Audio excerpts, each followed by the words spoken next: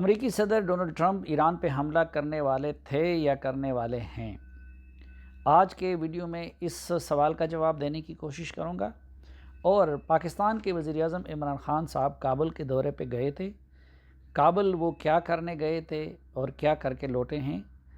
اس حوالے سے بھی آج کے ویڈیو میں بات ہوگی۔ تو سب سے پہلے ایران کا تذکرہ۔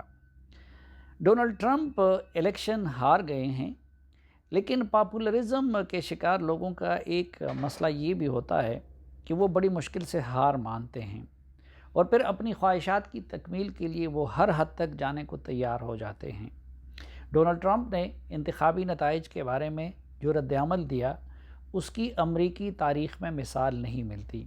بلکہ اس حوالے سے امریکی جمہوریت کی جتنی بھی روایات تھی، ایک ایک کر کے ڈونلڈ ٹرمپ نے پامال کر دیا۔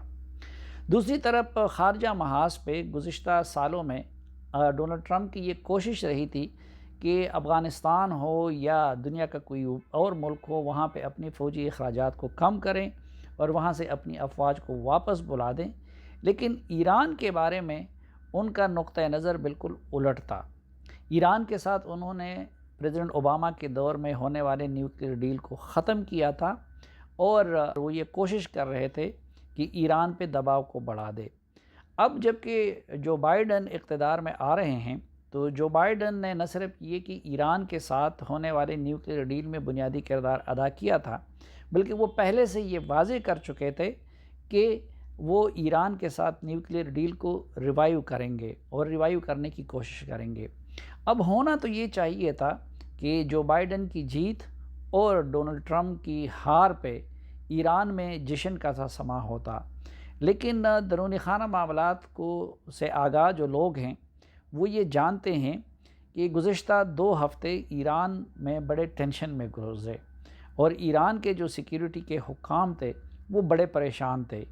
کیونکہ ان کو ایسی اطلاعات مل رہی تھی کہ ڈونلڈ ٹرمپ صدارت چھوڑنے سے قبل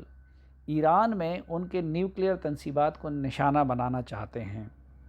اور ان کی انٹیلیجنس بار بار ان کو یہی اطلاع دے رہی تھی کہ ڈونلڈ ٹرمپ ایران کے ساتھ معاملات کو اتنا خراب کرنا چاہتے ہیں کہ جو بائیڈن اقتدار میں آ کے بھی اس کو دوبارہ ٹریک پہ نہ لے جا سکے۔ اور یہ بھی کہا جاتا ہے کہ اس حوالے سے ڈونلڈ ٹرمپ نے کچھ عرب دوستوں کو بھی اشارے دیے تھے۔ اور اگر آپ کو یاد ہوگا تو گزشتہ ہفتے جب ایران کے وزیر خارجہ ایک وفد کے ہمراہ پاکستان پہ آئے ہوئے تھے، تو انہوں نے پاکستانی حکام کے ساتھ بھی اس تشویش کا اظہار کیا تھا۔ اب تو امریکی میڈیا میں بھی یہ خبریں آنے لگی ہیں کہ ڈونلڈ ٹرمپ واقعی ایسا کچھ ایڈونچر کرنے کا ارادہ رکھتے تھے، لیکن آخری اطلاعات جو آ رہی ہیں اس سے لگتا یہی ہے کہ جو امریکن ڈیپ سٹیٹ ہے وہ رستے میں رکاوٹ بن گئی ہے۔ اس دوران ایک غیر روایتی کام امریکی صدر ڈونلڈ ٹرمپ نے یہ کیا کہ ان کے جو ڈیفنس سیکٹری تھے مارک ایسپر، ان کو ان کے عہدے سے ہٹا دیا، حالانکہ ابھی ان کی صدارت خود ختم ہوتی جا رہی ہے۔ تو مارک ایسپر کا بنیادی وجہ ہٹانے کا یہ تو نہیں تھا، بلکہ اس سے پہلے جب بلیکس کے خلاف کارروائیوں کے نتیجے میں امریکہ میں تشدد کی لہر اٹھی تھی، تو اس دوران مارک ایسپر نے فوج کو اس میں انوالو کرنے سے انکار کیا تھا۔ تو ایک تو اس پر بھی ڈونلڈ ٹرمپ غصے میں تھے، اور دوسرا ڈونلڈ ٹرمپ کو یقیناً یہ بھی یقین تھا کہ وہ اگر ایران کے خلاف کوئی ایڈونچر کرنا چاہیں گے تو ان کے سیکرٹری دفاع مارک ایسپر اس میں مزاحمت کریں گے، اس لیے انہوں نے اس کو فارغ کر دیا، اور ان کی جگہ انہوں نے نیشنل کاؤنٹر ٹیررزم سینٹر کے جو انچارج ہے کرسٹوفر ملر، ان کو ایکٹنگ ڈیفنس سیکرٹری بنا دیا۔ یہ کرسٹوفر ملر نہ صرف یہ کہ انتہا پسند سمجھے جاتے ہیں، بلکہ یہی وہ شخص ہے جنہوں نے ایرانی پاسداران کے سربراہ سلیمانی کو میزائل حملے کا نشانہ بنایا تھا۔ تو جب کرسٹوفر ملر کو لایا گیا تو اس کے بعد یہ خدشہ اور بھی بڑھ گیا کہ ڈونلڈ ٹرمپ کارروائی کرنا چاہتے ہیں ایران کے خلاف۔ لیکن ابھی آخری اطلاعات یہ آ رہی ہے کہ کیونکہ ایک طرف ڈونلڈ ٹرمپ کا یہ ارادہ پہلے سے امریکی میڈیا میں بھی افشا ہو گیا، اس پہ امریکہ میں بھی تنقید ہونے لگی کہ ایک ایسی حکومت کی جو جانے والی ہے وہ خارجہ فرنٹ پہ ایک اتنی بڑی کارروائی وہ کیسے کر سکتی ہے؟ خود یہ لگتا ہے کہ امریکی ڈیپ سٹیٹ بھی حرکت میں آ گئی ہے، اور آخری اطلاعات اب یہ بتا رہی ہیں کہ جو اس حوالے سے مشاورت کی تھی ڈونلڈ ٹرمپ نے ایران کے خلاف کارروائی کرنے کے لیے، تو اس میں جو ان کے نائب صدر ہیں مائک پینس، انہوں نے بھی، اور وزیر خارجہ مائک پومپیو نے بھی اس ایڈونچر کے حق میں رائے نہیں دی۔ تو غالب امکان تو یہی ہے کہ میڈیا کی طرف سے تنقید اور منصوبے کے افشاں ہونے کے بعد، خود امریکی ڈیپ سٹیٹ کی طرف سے مزاحمت کے بعد، اور خود ڈونلڈ ٹرمپ کی موجودہ ٹیم کی طرف سے مخالفت کے بعد، شاید وہ اب یہ کارروائی نہ کریں، لیکن ظاہری بات ہے کہ ٹرمپ ہے، ان سے کچھ بھی کرنے کی توقع کی جا سکتی ہے۔ پاکستانی وزیر اعظم عمران خان آج کابل کے دورے پہ گئے تھے۔ کابل پہنچنے پہ ان کے وزیر خارجہ حنیف آتمر نے ان کا استقبال کیا، ان کو ارگ یعنی ایوان صدر میں گارڈ آف آنر دیا گیا۔ بعد میں پریزیڈنٹ اشرف غنی کے ساتھ بھی ان کے مذاکرات ہوئے، اور آخر میں جو پریس کانفرنس تھی اس میں اگرچہ دونوں نے ایک دوسرے کی تعریفیں بھی کی، لیکن مجموعی طور پر اگر اشرف غنی کے ٹون کو دیکھا جائے تو اس میں شکوہ بھی تھا، ڈیمانڈ بھی تھا، اور غصہ بھی تھا۔ سوال یہ ہے کہ عمران خان صاحب اس سٹیج پہ افغانستان کیوں گئے تھے اور وہ کیا کر کے لوٹے ہیں؟ اصلاً اشرف غنی کی حکومت کو ایک بڑی آزمائش سے دوچار کر دیا ہے ڈونلڈ ٹرمپ اور زلمے خلیلزاد نے طالبان کے ساتھ معاہدہ کر کے۔ جو طالبان کے ساتھ امریکیوں نے معاہدہ کیا ہے اس میں افغان حکومت کو بائی پاس کیا گیا، اور اس کی وجہ سے اشرف غنی کی حکومت کی پوزیشن بہت زیادہ کمپرومائزڈ ہو گئی، اور طالبان کا مورال حد سے زیادہ بلند ہو گیا۔ دوسری طرف ان کا انتخاب متنازع بن گیا، اور اگرچہ حامد کرزئی اور دیگر افغان رہنماؤں کے جرگے کے نتیجے میں ایک ڈیل تو کرا دی گئی، جس کے نتیجے میں عبداللہ کو پیس پروسیس کا سربراہ بنا دیا گیا، اور ان کے ساتھیوں کو حکومت میں وزیر بنا دیا گیا، ان کو حصہ دے دیا گیا، لیکن اس کے باوجود وہ حکومت اسی طرح یکسوئی کے ساتھ کام نہیں کر رہی ہے جس طرح کسی ایک جماعت کی حکومت کیا کرتی ہے۔ اب جب امریکہ کے ساتھ معاہدہ ہو گیا تو اس کے بعد نہ صرف یہ کہ طالبان کا مورال بلند ہو گیا، بلکہ ڈیزرشن افغان آرمی میں اور پولیس میں بھی شروع ہونے لگی۔ خود کابل کی حکومت میں بیٹھے ہوئے لوگ بھی مستقبل کے لیے طالبان کے ساتھ رابطے کرنے لگے۔ دوسری طرف ایران، روس اور اس طرح کے ممالک بھی طالبان کو فیوچر کے حاکم سمجھ کے ان کے ساتھ رابطے مزید مضبوط کرنے لگے۔ چنانچہ ایک طرف تو طالبان کا رویہ انتہائی جارحانہ ہو گیا تھا، اور دوسری طرف افغان حکومت کے ذہن میں یہ چیز بیٹھی ہوئی ہے کہ اگر افغان طالبان کے ساتھ ڈیل ہوتی ہے تو اس ڈیل کے نتیجے میں نگران حکومت بنے گی، جس کے نتیجے میں اشرف غنی کو اقتدار چھوڑنا پڑے گا۔ چنانچہ دونوں گروپ اگرچہ 2 مہینے ہو گئے اور قطر میں بیٹھی ہوئی ہیں، افغان حکومت کے نمائندے بھی اور طالبان کے نمائندے بھی، لیکن ابھی تک ان کا اتفاق ایجنڈے پہ بھی نہیں ہو سکا۔ طالبان یہ الزام لگا رہے ہیں کہ چونکہ اشرف غنی کو مذاکرات کی کامیابی کی صورت میں اپنی رخصتی نظر آتی ہے، اس لیے وہ سنجیدہ نہیں ہیں۔ دوسری طرف افغان حکومت یہ الزام لگا رہی ہے کہ طالبان چاہتے ہیں کہ ماضی کی طرح دوبارہ افغانستان کو قبضہ کر لے، اس لیے وہ مفاہمت کی طرف نہیں آ رہے ہیں۔ چنانچہ جنگ بندی نہیں ہوئی ہے، اور دوسری طرف امریکی طیاروں کا یا امریکی فضائی قوت کا خطرہ ختم ہو گیا ہے، تو اس دوران طالبان کی کارروائیاں پورے افغانستان میں بہت بڑھ گئی ہیں، اور دوسری طرف کچھ کارروائیاں ہو رہی ہیں کابل کے اندر، خودکش دھماکے بھی ہو رہے ہیں، اہم شخصیات کو نشانہ بھی بنایا جا رہا ہے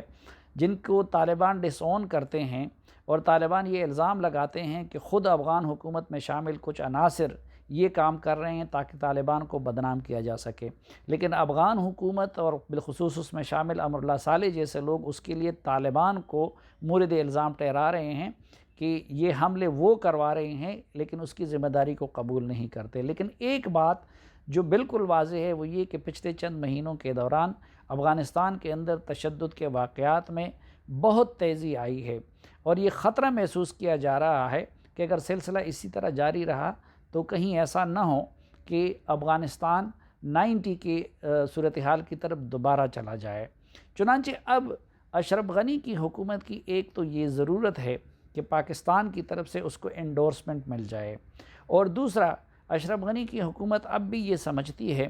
کہ پاکستان اگر چاہے تو وہ طالبان سے جنگ بندی کروا سکتا ہے، لیکن پاکستان کے حکام سے یا متعلقہ لوگوں سے جب ہم بات کرتے ہیں تو وہ یہ کہتے ہیں کہ جو کام امریکی طالبان سے نہ کروا سکے تو ہم وہ ان سے کیسے کروا سکتے ہیں، اور وہ یہ کہتے ہیں کہ طالبان ہر کام کے لیے تو تیار ہو سکتے ہیں لیکن مکمل ڈیل کے بغیر وہ جنگ بندی کے لیے تیار نہیں ہے، کیونکہ ان کو یہ خدشہ ہے کہ اگر ایک مرتبہ انہوں نے اپنے فیلڈ کے لوگوں کو گھروں میں بٹھا دیا اور پھر افغان حکومت پیچھے ہٹ گئی تو ان کے لیے دوبارہ یہ موبلائزیشن وہ ناممکن ہوگی۔